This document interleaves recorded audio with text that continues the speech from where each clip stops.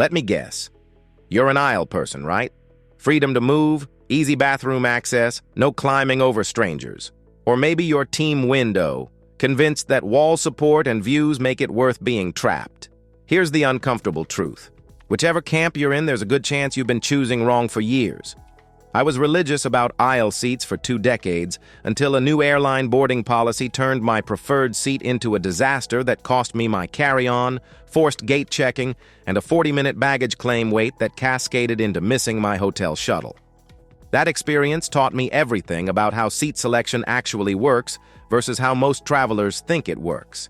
The seat you choose affects everything from your health to your wallet to whether you'll even have overhead bin space. Here are the strategies that actually work in 2025. Strategy number 1, the window seat. Health advantage. Most people think window seats are about views and photo opportunities. Experienced travelers choose windows for completely different reasons that have nothing to do with scenery. Window seats are your secret weapon against getting sick. You're only exposed to germs from one side instead of being sandwiched between 2 strangers breathing on you all flight. That wall becomes a barrier, reducing your exposure to whatever cold or flu is circulating through the cabin. Plus, you've got that wall to lean against for sleep without your head bobbing into a stranger's shoulder. On long-haul flights, this means actually sleeping instead of waking up with neck pain every time you doze off. But here's the insider trick. Choose your window based on the route. Flying east in the morning? Pick the right side to avoid direct sun glare streaming through your window for 6 hours. Flying west in the evening? The left side keeps the setting sun out of your eyes. I learned this on a cross-country morning flight where I chose the wrong side and spent 5 hours squinting despite the window shade being down. The sun angle meant light poured in around the edges, making it impossible to sleep or watch my screen. Most travelers never think about solar positioning, but it's the difference between enjoying your flight and being miserable. The downsides are real, though. You're trapped. Bathroom breaks mean awkwardly asking strangers to move, and some passengers will make you climb over them instead of standing up. For travelers over 40 with frequent bathroom needs, window seats require honest self-assessment about whether the benefits outweigh being boxed in for hours. Strategy number 2, the aisle seat overhead, bin crisis. For years, I preached the aisle seat gospel. Freedom to move, easy bathroom access, ability to stand and stretch without disturbing anyone. It seemed perfect for frequent flyers. Then Airlines changed the game completely with WILMA boarding. Window seats board first, then middle, then aisle seats last. This sounds great for aisle passengers, right? Less time sitting on the plane before departure?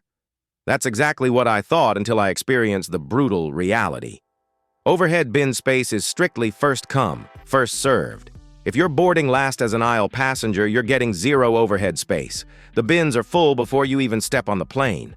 Your carry-on gets gate checked, thrown around by baggage handlers, and you'll wait 30 to 40 minutes at baggage claim hoping it shows up intact. I watched this unfold when I confidently boarded with my aisle seat, only to discover every single overhead bin was packed solid. The gate agent apologetically took my carry-on, and I spent the entire flight worrying about whether my laptop would survive. At my destination, I waited 45 minutes for gate-checked bags, while my hotel shuttle departed without me. The aisle seat that was supposed to make my journey easier had cascaded into missed connections and added expense. The freedom to move means nothing if you don't have your belongings when you need them. Strategy number 3, the middle seat, psychology, play.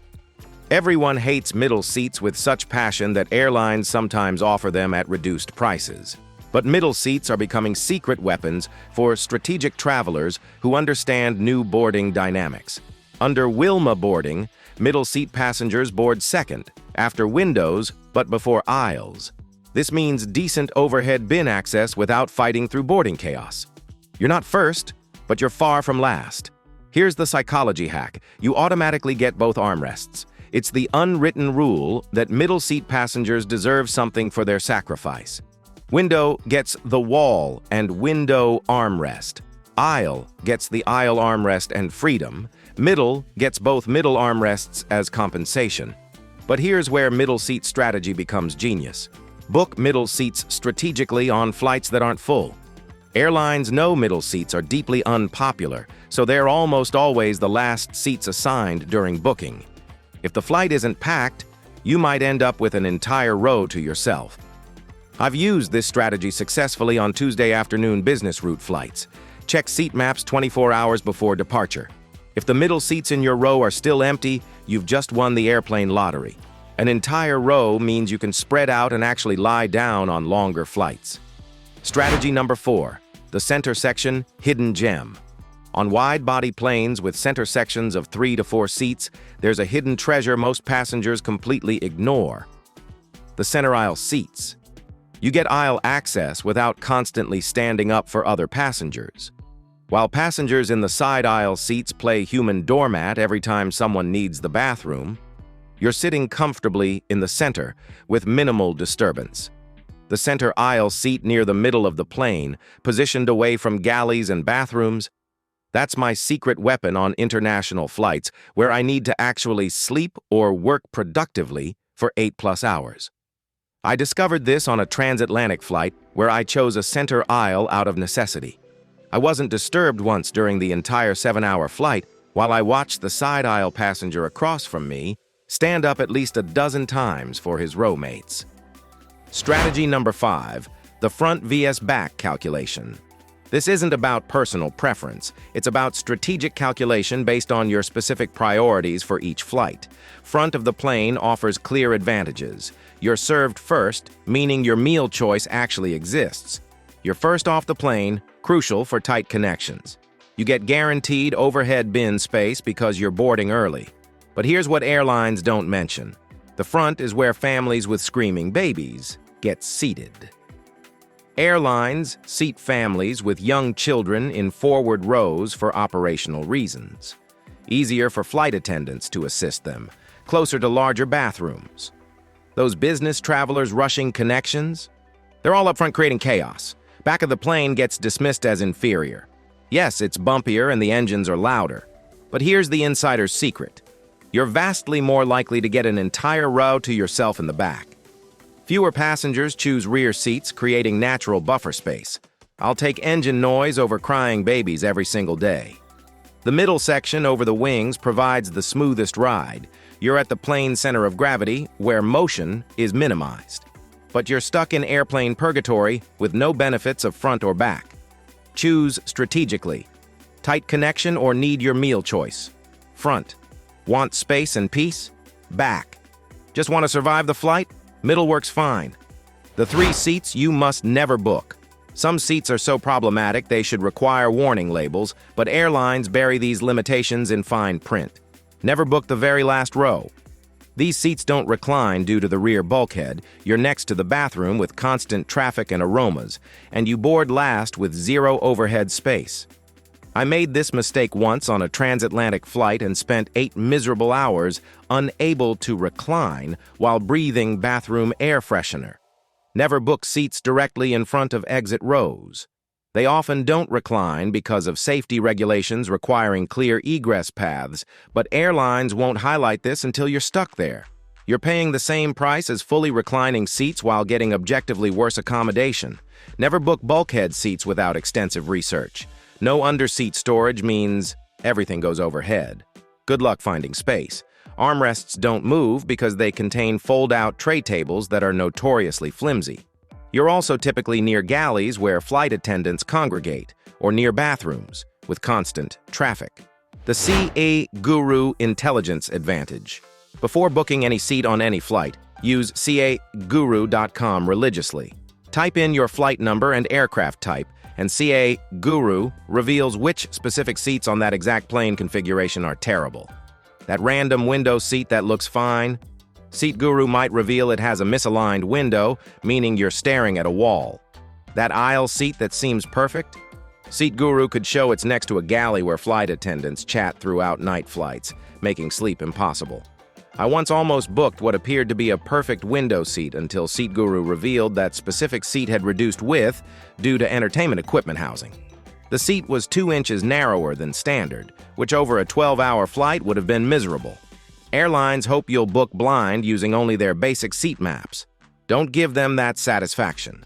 Spend 5 minutes on SeatGuru and you'll avoid disasters that could ruin your entire flight. The timing strategy that changes everything. Most people pick seats once during initial booking and never look again. That's leaving money and comfort on the table. Check seat maps exactly 24 hours before departure when online check-in opens. This is when real opportunities appear. Families get separated and moved by gate agents. Business travelers change flights. Upgrades open up seats. You can spot empty middle seats and position yourself for potential row upgrades. I've moved from middle seats to window seats with empty middles next to me dozens of times using this strategy, effectively getting private row space without paying for it. Flying on business routes Tuesday through Thursday, pick middle seats strategically on less popular flights. Weekend leisure flights run at 95% plus capacity where this strategy fails. Stick to your aisle or window preferences. Pro move. If you see an empty middle seat next to you at check-in, politely ask the gate agent if you can move to the aisle seat in that row. You're not changing rows, just shifting within a row, and you've just secured extra space through strategic positioning. Understanding seat selection isn't about following rigid rules. It's about strategic thinking based on your specific flight, timing, route, and priorities. The travelers who master this fly more comfortably while paying the same prices as everyone else who books blindly. What's your seat selection strategy? Are you ditching the aisle seat trap now that you understand WILMA boarding? Going for middle seat gambles on empty flights?